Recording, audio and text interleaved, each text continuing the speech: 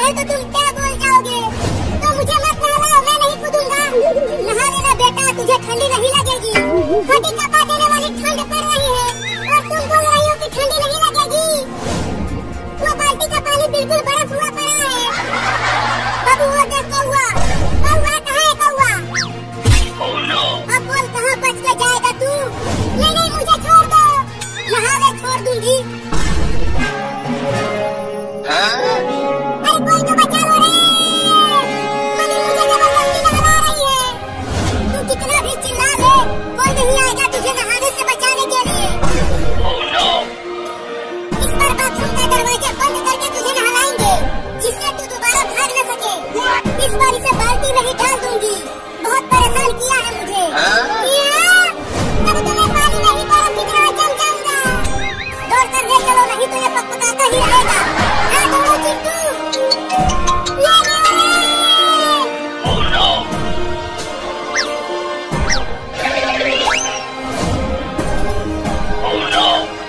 अब इसे ऐसे ही बाल्टी में डाल दो। नहीं बाल्टी में मत डालना, वो बाल्टी का पानी बहुत ठंडा है। ठंडी का दिन है तो ठंडा होगा ही, तो गर्म करो ना। बिजली का बिल तेरा बाप भरेगा। हम लोग बहुत गरीब हैं, तो तुम्हें ठंडा पानी से ही नहाना पड़ेगा। क्या? अरे तुम दोनों देख क्या रहे हो? डालो इसे पानी में, डालो पानी में चिंकी।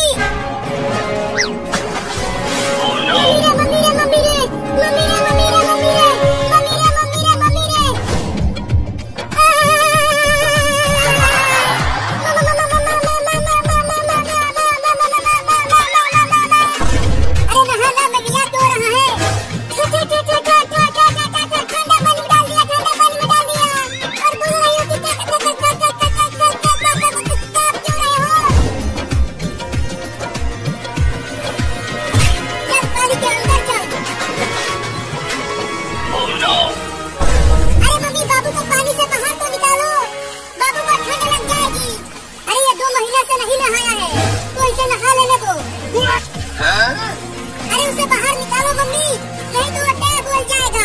अरे हाँ ये तो मैंने सोचा ही नहीं। ठंडी लगाई। अरे मम्मी, अगर किसी का तुम्हारे जैसे मम्मी हो तो उसे किसी दुश्मन की जरूरत नहीं पड़ेगी रे दादा। तुम दुश्मन हो मेरी। मैं दुश्मन हूँ तुम्हारी, तुम बहुत बड़ा वाला दुश्मन हो।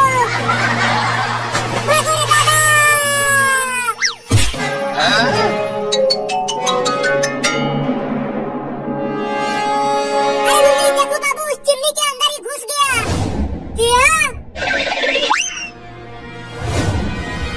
अरे बाबू बाहर निकल चिमनी में से। अब जाके थोड़ा आराम मिला है, बहुत जोर की ठंडी लग गई थी रे दादा। बाबू बाहर निकल जा चिमनी में से, नहीं तो तू जल जाएगा। तुम तो चुप ही रहो दुश्मन मम्मी। मुझे बहुत ठंडी लगी है, तो मैं यहाँ आग ताप रहा हूँ, लेकिन तू जल नहीं रहा। चुप कर दुश्मन का बेटा,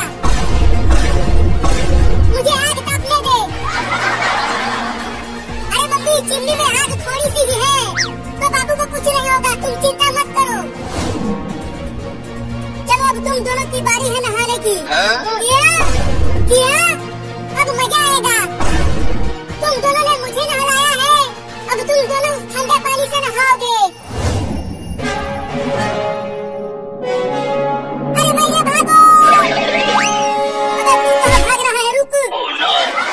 अरे मम्मी चिंकी भाग गई तो मुझे भी छोड़ दो। चल बाथरूम में। मम्मी छोड़ दो, मैं नहीं नहाऊंगा, वो पानी बहुत ठंडा है। छोड़ना मत मम्मी, उसे नहला के ही मानना। चलो कपड़े उतार। नहीं मैं नहीं उतारूंगा कपड़ा, बहुत ठंड लग रही है। रुको मैं आता हूँ, वो ऐसा नहीं मारेगा। चल उतार कपड़ा, छोड़ दे, मैं नहीं उतारूंगा कपड़ा।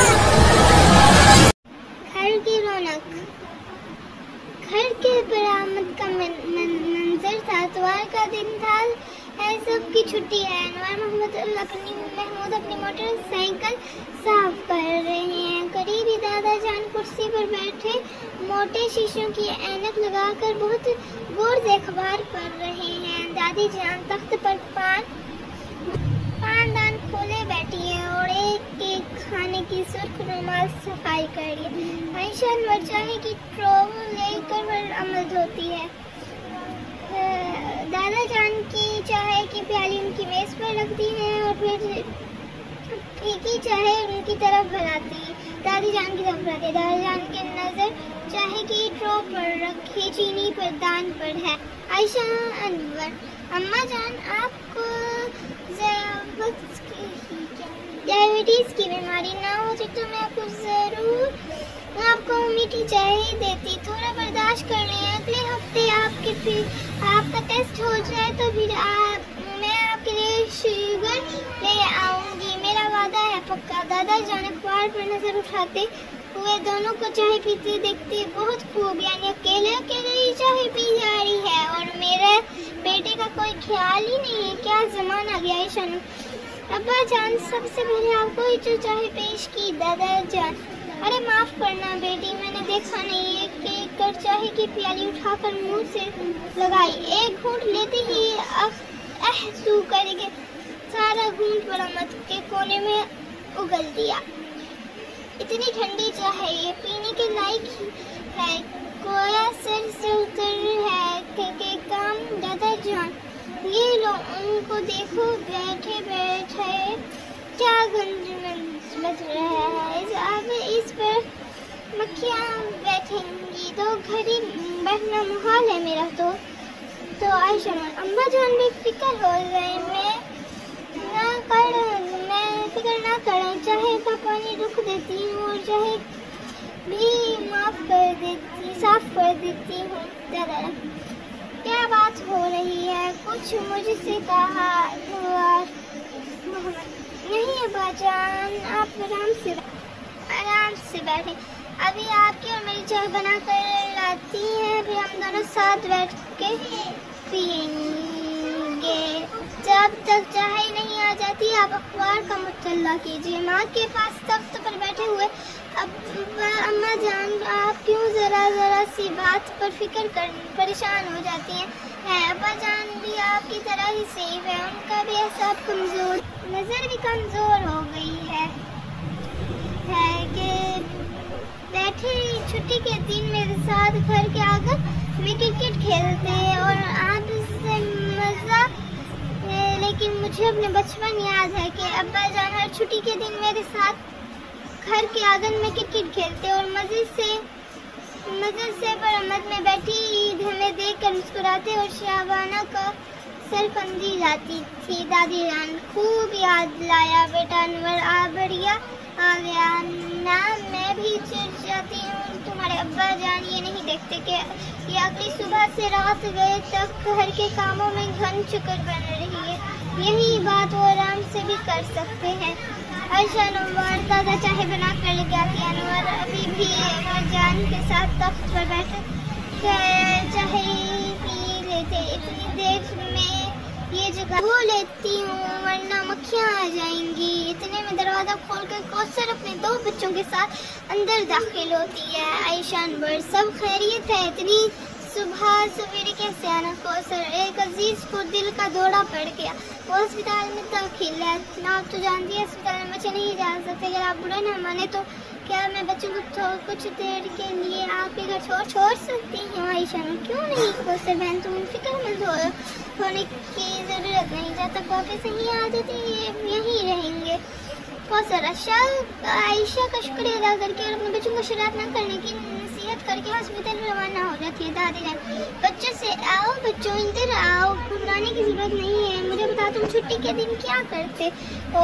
अली बात, दादी जान, मैं किताबें पढ़ती हूँ, गुड़िया से खेलती हूँ और आज क्रिकेट फुटबॉल खेलने के साथ साथ वीडियो बनाता है। दादी जान, खेल तो चलो अच्छा है, जिस्म तो आना होता है, भूख खुल जाती है, बदन में चुस्ती है, लेकिन ये वीडियो कैसे बना लेते हैं? इतने मिजाइल और शगल। दादा और दादी को सलाम करते और घर में देखकर बहुत खुश होते हैं। दादी जान, आदिल बहुत दिलचस्प वीडियो बनाता है, मैंने देखी है, बहुत मज़े का होती है। आप आपको भी पसंद आएंगी। दादी जान मुंह पर हाथ रखते हुए, वही अल्लाह, इतने सारे लड़के कैसे इतने बड़ा काम कर लेते हैं आदिल। दादी जान ये बहुत आसान काम है, मैंने इस कमरे में से वीडियो बनाती हूँ, अभी आपके सामने बना कर दिखाता हूँ। दादी जान आदिल ने एक बहुत दिलचस्प वीडियो बनाई है। इसने अपनी वीडियो में एक बहुत दिलचस्प काम किया है, इसने हमारी दादी की सेहत की तरफ तवज्जो दिलाई है और अब्बा जान ने ये वीडियो पर आदिल को शाबाशी दी। दादी जान ये वीडियो कैसे बनाते हो?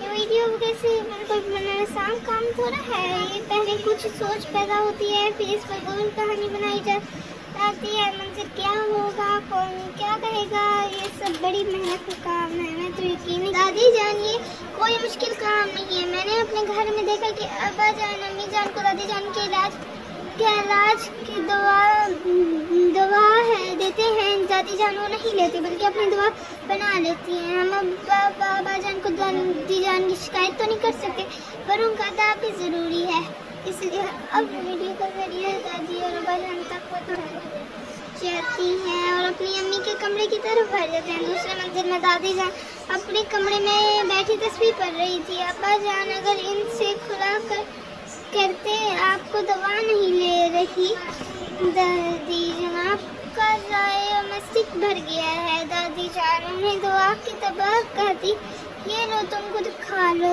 तो खाती हूँ। अब्बा जान डब्बे खोलते हैं, इसमें टोटके से बनी दवाइयाँ होती हैं। हैरान होकर अम्मी के देखते हैं, आप ये क्या खाती हैं? ये तो डायबिटीज की दवाइयाँ नहीं है। अम्मी कहती है कि बेटा मैंने मोहल्ले की मुख्तलिफ खवातीन से पूछ कर ये दवा खुद तैयार की है, इससे डायबिटीज खत्म हो जाती है। अब्बा जान इनकी बात को नजरअंदाज करके बेटी को बुलाते हैं कि डब्बे को हरे दान में फेंक दो। आज से खुद अम्मी के अपने हाथों से दवाई खिलाऊंगा। फिर अब्बा जान दादी जान को समझ जाते हैं कि इस तरह खुद से दवाइयाँ तैयार करके खाने से मुनासिब नहीं है, सेहत पर जुल्म चीज रहती है। दादी अपनी पोती को प्यार से बुलाती हैं और टॉफियों का डब्बा देकर कहती हैं, मेरे डब्बे लाओ। और वो दो मैंने खुद बनाई है। कुछ दोनों में असर करने लगी तो मैं भी भली चंगी हो जाऊंगी। कहानी सुनकर तो यकीन आ गया, बेटे की वीडियो में दिया गया पैगाम अच्छा होता है। आप लोग को वीडियो कैसे बनाते हैं? तुमने दादी जान वीडियो देखकर तुमने तो कमाल कर दिया है। तीनों खरीदार खुद ही अदा कर दिए, वो भी बढ़ चुकी है। शेर और अलिशबा एक जुबान होकर दादी जान हम खेलेंगे। दादी जान हाँ बेटा ज़रूर खेलो, लेकिन देखो ज़्यादा गुल चलाना न होता है। दादा जान दोपहर के खाने के बाद थोड़ा आराम करते हैं। बच्चे एक जुबान होकर दादी जान शुक्रिया, हमने बालों को शुक्र नहीं करेंगे, ये वो कहलाना चाहती है। इस कहानी से आप लोगों को क्या समझ?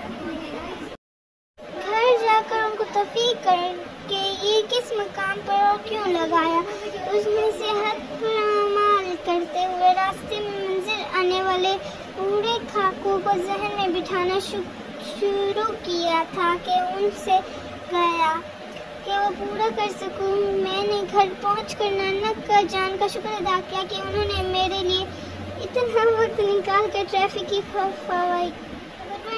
डॉक्टर साहब पाकिस्तान के जवारी प्रोग्राम का जिक्र आते ही आप का नाम आता है, इस पर क्या महसूस होता है? डॉक्टर कदीर अल खान अपने मुल्क की दफा के लिए जो फिरदार में भी खिदमत सरअंजाम देते हैं, इसलिए खुशी हासिल होती है मुझे। बहुत फिक्र करें कि अपनी कौम और मुल्क की खिदमत की, जिसे सबने सराह हुकूमत की तरफ खिदमत का एतराफ़ किया या डॉक्टर का दी हुई एक हम वतन को किस कुदरानी का अजीज की ज़रूरत नहीं होती। मुझे पूरी कौम ने इज्जत दी है, यह मेरे लिए बड़ा अजीज काम। किताब से मुझसे ये दो बार निशान इख्तियार और अहलाल मिथरियात और मुल्क की ख़वातीन और समझाए।